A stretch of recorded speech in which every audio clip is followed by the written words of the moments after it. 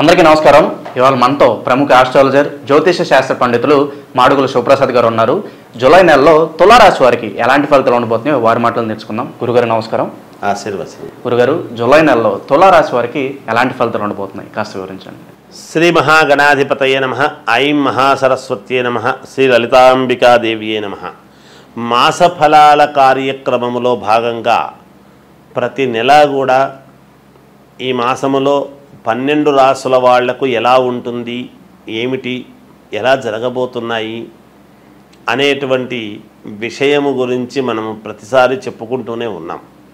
ఇప్పుడు కూడా జూలై మాసం అంతా కూడా ఎలా ఉంటుంది, ఈ జూలై మాసము అని మాసం అంటున్నాము కానీ మనము ఆంగ్లము పేరుతో మనము ఇంగ్లీష్ పదంతో మనం మాట్లాడుతున్నాము కానీ ఆషాఢమాసం అనేటువంటిది 6వ తేదీ నుండి ప్రారంభమవుతున్నది కాబట్టి జ్యేష్ఠమాసము అయిపోయి ఇక్కడ దక్షిణాయనము ఉత్తరాయణం అయిపోయి దక్షిణాయనము కూడా ప్రారంభమవుతుంది. కాబట్టి ఈ మార్పులు చేర్పులు అయనము ఎప్పుడైతే మార్పు జరుగుతుందో కూడా కొన్ని గ్రహాలు అనుకూలముగా కొంతమందికి చిన్న చిన్న స్వల్ప ఏదో మిశ్రమ ఫలితాలుగాను ఉంటాయి. అయితే ప్రతి వాళ్ళు కూడా వ్యక్తిగతమైనటువంటి జాతకాలు అనేటువంటివి చాలా అవసరం. ముఖ్యంగా అందరూ ఒకే లగ్నములో పుట్టి ఉండరు కదా. ఎవరెవరు ఏ లగ్నములో పుట్టి ఉంటారో ఆ లగ్నము నుండి మనము చూసుకోవాల్సినటువంటి అవసరము ఉంటుంది. కాబట్టి పైగా ఈ మాసములో శని వక్రగతి అనేటువంటిది కూడా ఉన్నది. కాబట్టి ఎవరెవరికి ఎటువంటి ఫలితాలు ఇస్తారు, ఏమిటి, ఆ ఫలితాలు ఎలా ఉండబోతున్నాయి అనేటువంటి దాని గురించి ఇప్పుడు నేను మీకు క్షుణ్ణంగా తెలియజేస్తాను. తులారాశి వారికి ఈ జూలై మాసంలో కించిత్ మిశ్రమ ఫలితాలుగా గోచరిస్తూ ఉంటాయి. శుభాశుభ ఫలితాలు మిశ్రమముగా ఉంటాయి, అంటే సమపాళ్లలో ఉంటాయి, కొంచెం అటు ఇటు. వ్యాపారస్తులు వాళ్ళ పరంగా గనక ఒక్కసారి చూసుకున్నట్టయితే కొంచెం అంతంత మాత్రముగానే వ్యాపారాలు నడవటం అనేటువంటిది జరుగుతుంది. ఎక్కువగా లాభసాటి ఉంటుంది అనేది ఉండదు, కానీ నష్టము రాకుండా దానికి సరిపోయింది అన్నట్టుగా ఉండవచ్చును అనేటువంటిది. ఉద్యోగాలలో అదనపు బాధ్యతలు అనేటువంటిది ఉద్యోగం చేసుకునేటువంటి వాళ్లకు ఇస్తారు. దానివలన కించిత్ కాస్త ఇబ్బందులు కలగవచ్చును.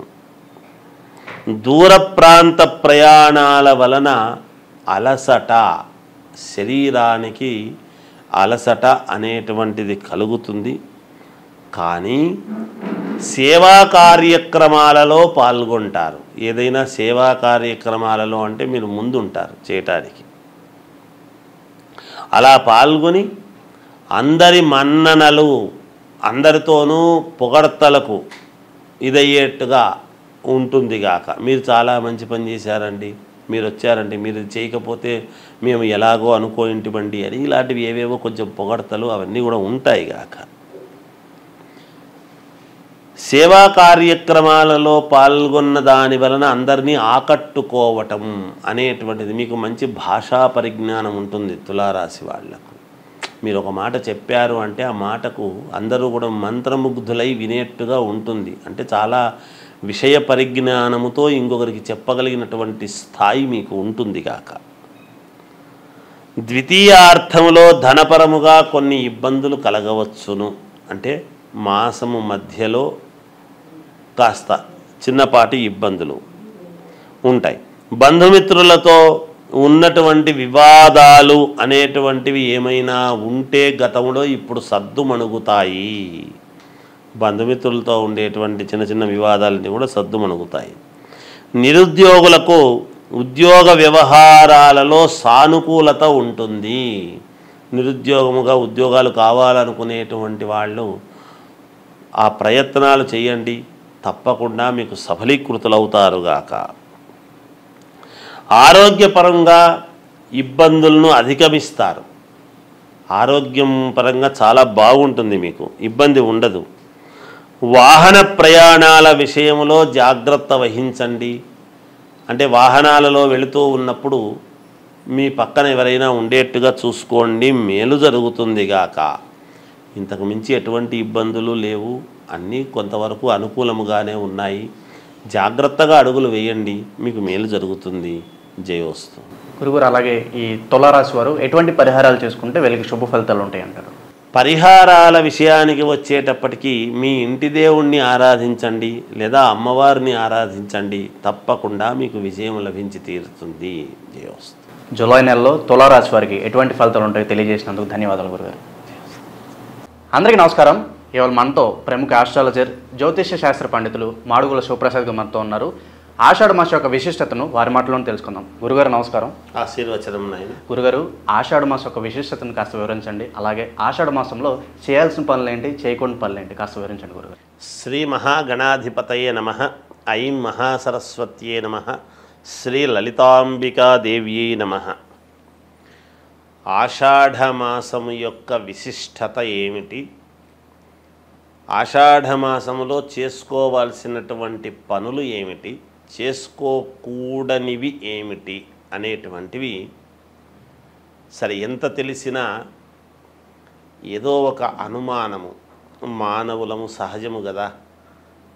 ప్రతిదీ కూడా మనము సందేహము అనేటువంటిది వచ్చినప్పుడు తెలుసుకోవాలి అనేటువంటి దాంతో అడుగుతూ ఉంటారు. సర్వమానవాళికి తెలిసే విధముగా చెప్పటము మా వంతు కర్తవ్యముగా భావించి తెలియజేస్తూ ఉంటాం. ఆషాఢమాసం అనంగానే ఆషాఢమాసం వస్తుంది కదా, శుభకార్యాలు చేసుకోవటానికి అవకాశము ఉండదు అనేటువంటిది అందరికీ తెలిసిన విషయం. అంటే వివాహాలు, గృహప్రవేశాలు, శంకుస్థాపనలు, మామూలుగా పండితులు వీళ్ళు బ్రాహ్మలు అనేటప్పటికీ ఉపనయన కార్యక్రమాలు, ఒడుగు అంటాం. అలా ఇక్కడ తెలంగాణ భాష వడకలగ్నం అని ఏదో అంటాం. అలా ఉపనయన కార్యక్రమాలు కానీ, శంకుస్థాపనలు, భూమి పూజలు కానీ, ఏదైనా ఒక కొత్త వ్యాపారము ప్రారంభించాలి, చెయ్యాలి అని అనుకుంటే అవన్నీ ఆషాఢమాసము కదా నాయన, ఈ మాసము కాస్త ఆగి చేసుకోవచ్చు కదా అని ఇలాంటివన్నీ కూడా చెబుతూ ఉంటాం. సరే, ఎవరైనా కాన్పులైనారు అనేటప్పటికీ మరి పుణ్యపురుడు కాబట్టి ఇంట్లో పుణ్యాహవాచనము ఇట్లాంటివి ఇవి చేసుకోవచ్చు. ఆషాఢమాసములో చేసుకోకూడనివి అంటే శుభకార్యాలు ఏవి తలపెట్టేదానికి ఉండదు. అయితే ముందుగా ఎవరైనా పెళ్లి సంబంధాలు మాట్లాడుకున్న వాళ్ళు కానీ, వాళ్ళ ఇంటికి రావడము, వీళ్ళింటికి పోవడము, ఇటువంటివి ఏమో మామూలుగా సందర్భాన్ని బట్టి చేసుకోవచ్చు. ముందే మాట్లాడుంటారు కాబట్టి వాటికి ఏమీ ఇబ్బంది ఉండదు. ఎందుకంటే వివాహం అనేటువంటిది ఎలాగో శ్రావణ మాసము తర్వాతను పెట్టుకుంటారు మంచి రోజు చూసి. వచ్చిపోవడాలు, రాకపోకలు అనేటువంటివి సహజము కాబట్టి రెగ్యులర్గా జరిగేటివి జరుగుతూ ఉంటాయి. వెళ్ళవచ్చును, రావచ్చు. అదొక మార్గం. ఇక ఆషాఢమాసము చేసుకోవాల్సినటువంటివి ఏమిటి? ఇప్పుడు ఇవి చేసుకోవడానికి లేదు. శుభకార్యాలు, వివాహము, తర్వాత ఉపనయనము, లేకపోతే మనము ఎంగేజ్మెంట్ కానీ, అంటే నిశ్చయతాంబూలాల కార్యక్రమము అని ఇలాంటివి చేసుకోవటానికి లేదు. శంకుస్థాపనలు, కొత్త వ్యాపారాలు ప్రారంభం చేసుకోవటము కానీ, ఏదైనా ఒక షాపు ఓపెనింగులు కానీ ఇవన్నీ చేసుకోకూడనివి. ఇక చేసుకోవాల్సినటువంటివి ఏమిటి? మరి ఆషాఢమాసం అంతా ఖాళీగా ఉండాలనా, ఏమీ లేవా అంటే పరమ పుణ్యప్రదమైనటువంటివి ఉన్నాయనేది కూడా చెప్పాలి. ఏమిటి అంటే ఆషాఢమాసములో ఆషాఢ పాడ్యమి నుండి, అంటే అమావాస్య అయిన తర్వాత వెంటనే వచ్చే పాడ్యమి నుండి నవమి వరకు గుప్త నవరాత్రులు అని అమ్మవారివి ఉన్నాయి. ఇవి వారాహి నవరాత్రులు అంటాం. ఈ గుప్త నవరాత్రులు దేనికి? గుప్త పేరులోనే గుప్తము అంటే ఏమిటి అంటే రహస్యముగా చేసేటువంటివి. దాని యొక్క అర్థమే గుప్తము అని. రహస్యంగా ఎందుకు చేయాలి అంటే అందరి యొక్క దృష్టి పడటం అనేటువంటిది మంచిది కాదు కాబట్టి కొన్ని పూజలు అందరికీ తెలిసేట్టుగా చేస్తాం. ఈ గుప్త నవరాత్రులు అని ఎప్పుడైతే రాత్రి శబ్దముతో మనము మాట్లాడుతూ ఉన్నామో ఇవి సంవత్సరానికి ఎప్పుడూ కూడా మామూలుగా ఉగాది పండుగ సమయంలోను, ఇలాంటి ఆషాఢమాస సమయంలోను, తర్వాత శారదా శరన్నవరాత్రోత్సవాలు అని ఇలా వస్తూ ఉంటాయి. మనకందరికీ దసరా పండుగలు మాత్రమే ప్రాచుర్యం, అందరికీ కూడా తెలిసినటువంటిది. మిగతాటివి కాదా అంటే ఇవి కూడా ఉన్నాయి. ఇది రైతులకు చాలా ముఖ్యమైనటువంటివి ఈ గుప్త నవరాత్రులు అనేటువంటివి. ఏమిటి రైతులకు? ఎందువలన అంటే వరాహలక్ష్మీదేవి అంటాం. వారాహి అమ్మవారి యొక్క ఇది అయితే ఇవి భూములకు సంబంధించి ఎప్పుడైతే మనము చేస్తూ ఉంటామో, ఏవైనా భూమి తకరారులు ఉండినా, మంచి పంటలు పండాలి అని అనుకునేటువంటి వాళ్లకు మన ఇంట్లో ఎటువంటి కలతలు లేకుండా సస్యశ్యామలముగా నిత్య కళ్యాణం పచ్చతోరణములాగా ఇల్లు ఎప్పుడూ కూడా కళకళలాడుతూ ఉండాలి అని అంటే కానీ ఈ పూజలు చేస్తూ ఉంటారు. ముఖ్యంగా రైతులు భూములకు చేసేటువంటి పూజలు ఏమిటి?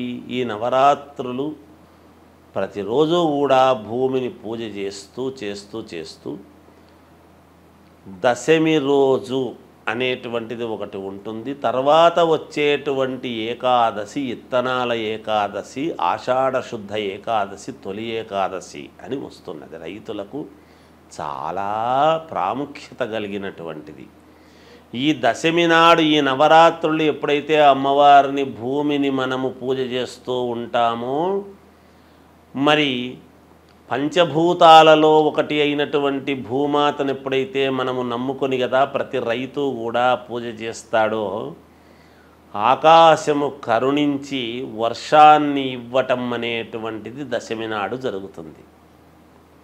ఈ చేసినటువంటి పూజలకు చాలా సంతోషించి ఎప్పుడైతే దశమి రోజు ముందు రోజు వానలు కురుస్తాయో, తొలకరి వానలు అని చినుకులు పడతాయో, మరుసటి రోజు సేద్యము చేసుకొని ఇత్తనాలు వేసుకోవటానికి రైతు ఇలా ఆకాశం వైపు చూస్తూ ఎప్పుడు కరుణిస్తుందా అనేటువంటి ఇది చూస్తూ ఉంటాడు.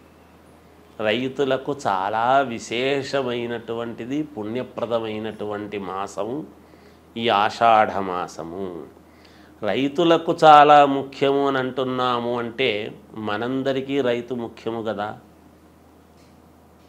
అన్నము అనేటువంటిది, రైతు అనేటువంటి వాడు లేకపోతే అన్నం ఎక్కడి నుంచి వస్తుంది? మనకు ఏ పంట రావటం కష్టమే.